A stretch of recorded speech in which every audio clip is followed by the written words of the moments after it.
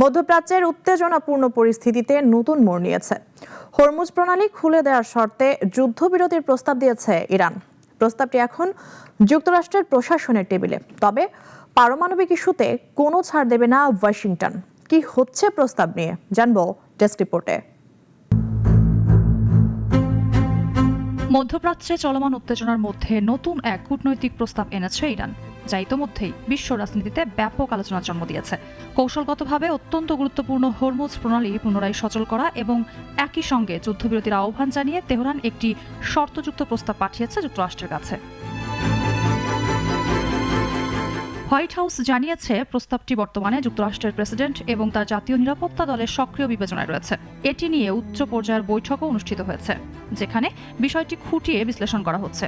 যদিও এখনও চূড়ান্ত কোনো সিদ্ধান্তের কথা জানানো হয়নি, তবে স্পষ্ট যে বিষয়টি গুরুত্বের সঙ্গে দেখা হচ্ছে।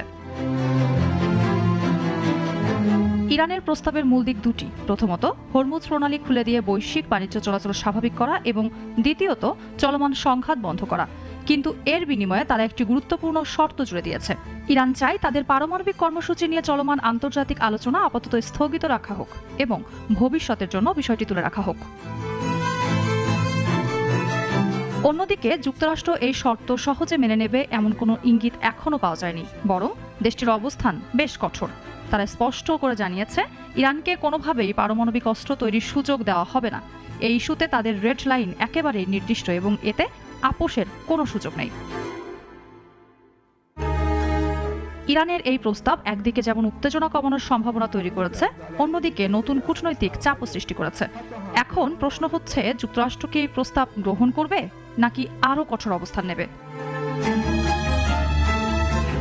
মৌসুমী মৌ, নাগরিক।